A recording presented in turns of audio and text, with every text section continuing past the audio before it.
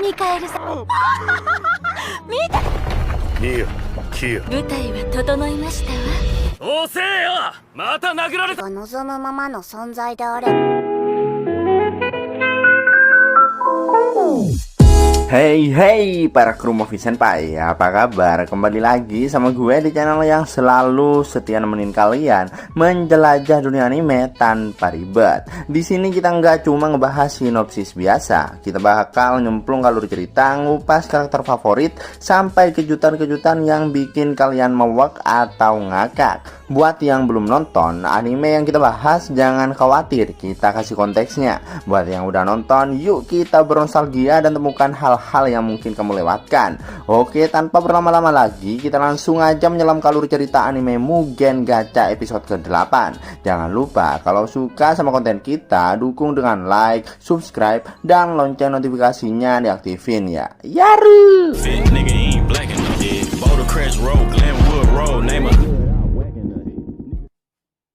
Scene diawali dengan memperlihatkan kereta kuda yang isinya adalah Putri Sasa dan pelayannya, yang mana Sasa baru aja bertemu dengan pasangannya yaitu Mikael, yang dimana mereka akan segera menikah. Di tengah obrolan mereka berdua mengenai gaun pernikahan, secara tiba-tiba seseorang manusia terjatuh. Seperti yang kalian tahu, manusia di sini adalah makhluk yang paling rendah dan sering diremehkan. Manusia hanya menjadi budak elf. Melihat itu, sifat Sasa dan pembantunya yang sebenarnya pun keluar. Sebagai elf, tentu mereka memandang rendah manusia dan menganggapnya tidak berguna. Setelah itu, secara nggak sengaja Sasa melihat sesosok bayangan di balik kerumunan orang, yang mana itu adalah Light. Tentu Sasa sangat terkejut dan langsung mengejarnya.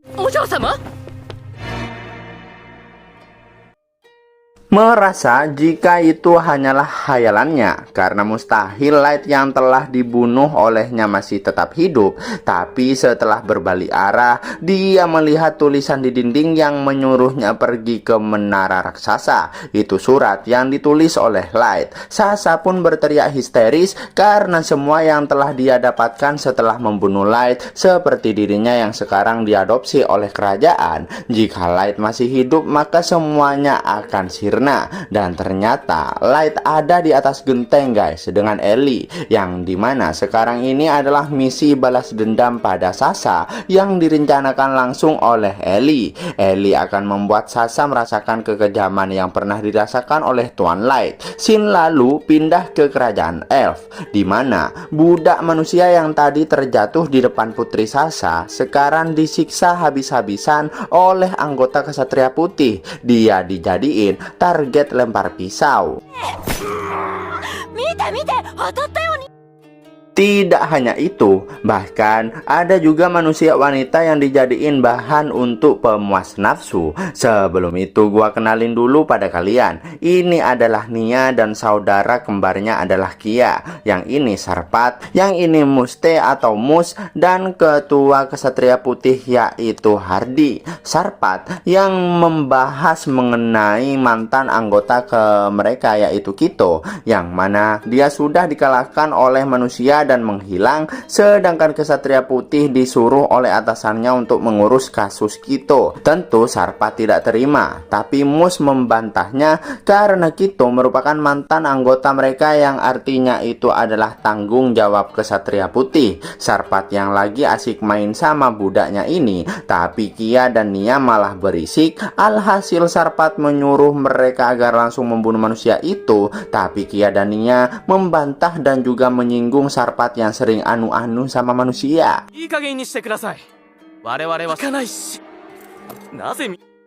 Di tengah mereka berempat yang banyak bacot, secara tiba-tiba terjadi getaran yang cukup kuat. Terlihat Hardy menyuruh mereka diam dengan aura yang mencekam, bahkan sampai membuat burung mati. Mereka semua auto terdiam setelah melihat aura murka ketua Kesatria Putih. Hardy lalu memperingati mereka semua karena sikap mereka akan membuat kemampuan mereka tumpul. Hardy lalu menyuruh Sarpat untuk membunuh manusia yang udah nggak berdaya itu. Melihatnya membuat wanita ini jadi ketakutan. Sarpat lalu menyuruhnya kembali kembali ke kamarnya, sedangkan Mus disuruh kembali bekerja oleh Hardy. Nia dan Kia disuruh membawa mayat manusia yang mati tadi. Hardy lalu memperingati agar Sarpat membatasi pergaulannya dengan manusia, karena itu bisa merusak garis keturunan para elf, di mana elf ini adalah keturunan darah master yang disebut submaster. Beberapa tahun telah berlalu dan masih belum ada tanda-tanda kemunculan master. Jadi mereka jangan sampai melakukan suatu hal yang mencemari darah keturunan yang semakin sedikit. 悪趣味だね。 Sarpat yang memang suka bermain dengan ras manusia, dia yang mengajak Hardy. Tentu Hardy nggak mau. Hardy bilang jika tidak lama lagi akan ada perintah untuk menangani kasus Kito. Meskipun membuat masalah, tapi Kito tetap mantan anggota mereka dan mereka mempunyai tanggung jawab penuh untuk menyelidiki kasusnya, karena mereka tidak boleh membiarkan siapapun mempermalukan ratu mereka. Scene lalu pindah ke Putri Sasa yang sedang tidur, di mana dia tiba-tiba terbangun setelah mendengar suara getaran, yang dimana getaran itu disebabkan oleh kemunculan menara yang sangat tinggi di tengah hutan dekat rumahnya. Menara tinggi ini dibuat oleh Ellie menggunakan sihir, guys, dimana ini merupakan bagian dari rencananya untuk balas dendam pada Sasa. Sasa yang terbangun langsung melihat menara tinggi itu dari jendela rumahnya. Kalau kalian ingat, tadi Sasa sempat membaca surat yang dibuat oleh Light agar Sasa datang ke menara raksasa. Dengan itu Sasa merasa Light ada di sana. Di sisi lain, terlihat elf yang sedang membawa budak manusia untuk dijual, tapi secara tiba-tiba setelah kejadian itu, warga elf pun mulai ngegosip mengenai adanya banyak monster di dekat menara tinggi. Bahkan kerajaan mengadakan sayembara. Bagi yang berani menyelidiki menara tinggi, mereka akan dikasih uang yang cukup banyak. Tapi tidak ada yang berani. Di tengah keramaian para petualang, terlihat Light dan anggotanya juga ada di sana. Para elf yang melihat Nemumu dan merasa itu adalah sosok manusia, kedua elf ini malah menggoda Nemumu agar dia mau bergabung dengan mereka. Nemumu tentu saja langsung menyuruh mereka untuk pergi, karena dirinya cuma patuh pada tuannya, yaitu Light. Light yang menyuruh agar mereka mencari orang lain saja. Itu malah membuat elf ini marah, dan inilah yang dilakukan oleh Light. リリースサンダーアロー。 Ternyata guys, itu merupakan bagian dari rencana mereka agar berita tentang mereka menyebar ke seluruh kerajaan elf. Di sisi lain, di dekat menara tinggi, terlihat 3 orang elf yang mencari informasi mengenai menara dengan menggunakan budak manusia untuk dijadikan umpan, di mana 3 orang ini mengincar hadiah yang diberikan kerajaan. Mereka menggunakan budak anak kecil karena harganya murah. Si bocil yang tiba-tiba terjatuh karena kelelahan dan lapar, dia pun langsung kena marah oleh majikannya itu. Mau nggak mau, bocil itu pun kembali berjalan. Tapi di sini ada sesuatu aneh yang jatuh mengenai baju elf pirang ini, dan ternyata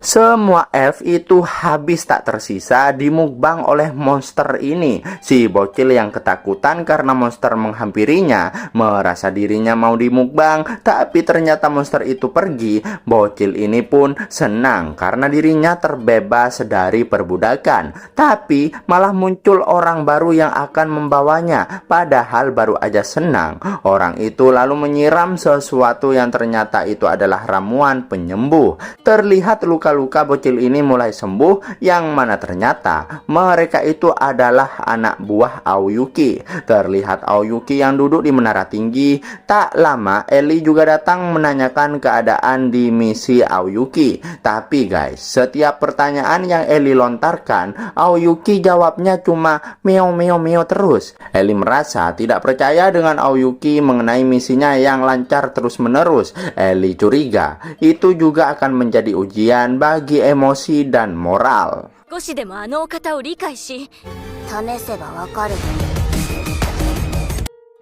Di tengah perdebatan mereka berdua mengenai Light, Aoyuki lalu dihubungi bawahannya yang dimana mereka telah menyerahkan bocil tadi pada kakek-kakek penjaga pondok yang ternyata 4 bocil sebelumnya yang hendak dijual juga ada di sana. Ternyata guys, meski penampilan bapac ini agak gimana gitu, tapi mereka baik. Bocil ini pun berterima kasih karena dirinya telah diselamatkan oleh mereka. Setelah itu, merasa jika tugas Aoyuki baik-baik aja, Ellie pun pergi dari sana. Terlihat bapac penolong yang entah mau kemana. Mereka merasa elf sangat kejam karena menjadikan manusia sebagai umpan. Di tengah mereka yang mengobrol sebagai ketua regu ini yang dia lakukan. いいか了解っす Di malam harinya, Sasa nampak tidak tenang karena begitu banyak monster level 1000 ke atas di hutan yang membuat dirinya tak bisa ke menara sendirian. Sebelum Kesatria Putih mengetahui bahwa Light masih hidup, Sasa harus membunuh Light agar dirinya tetap menjadi seorang putri. Di sisi lain, kerajaan elf mengadakan rapat mengenai informasi menara raksasa, yang dimana kanselir mengusulkan agar cepat mengirim Kesatria Putih untuk mencari informasi sebelum bahaya besar benar-benar terjadi. Tapi Hardy selaku ketua Kesatria Putih menolak. Tanpa adanya informasi yang jelas, dirinya tidak akan mengorbankan anggotanya. Dengan itu, sang ratu kerajaan elf memutuskan untuk menaikkan uang hadiah yang bisa mencari informasi mengenai menara raksasa. 七光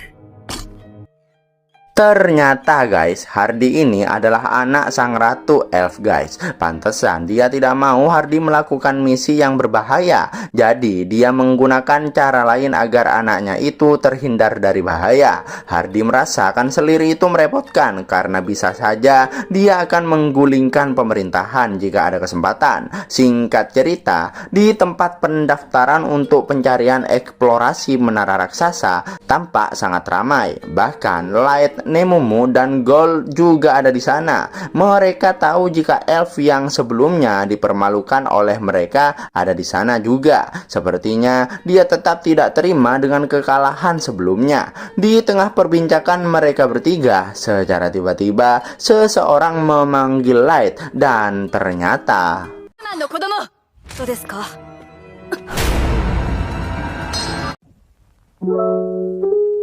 Nah, itu dia alur cerita yang kita bahas hari ini. Seru banget kan? Dari awal sampai ending bikin gregetan, haru, sampai senyum-senyum sendiri. Jangan lupa share pendapat dan teori kalian di kolom komentar ya. Kita mau banget dengar suara kalian. Jangan lupa juga subscribe dan nyalain notifikasi biar nggak ketinggalan episode breakdown anime seru lainnya. Untuk kalian yang request anime tertentu, tulis aja di komentar. Siapa tahu jadi video berikutnya. Sampai jumpa di video Movie Senpai selanjutnya. Stay awesome dan tetap semangat jalani hari ini.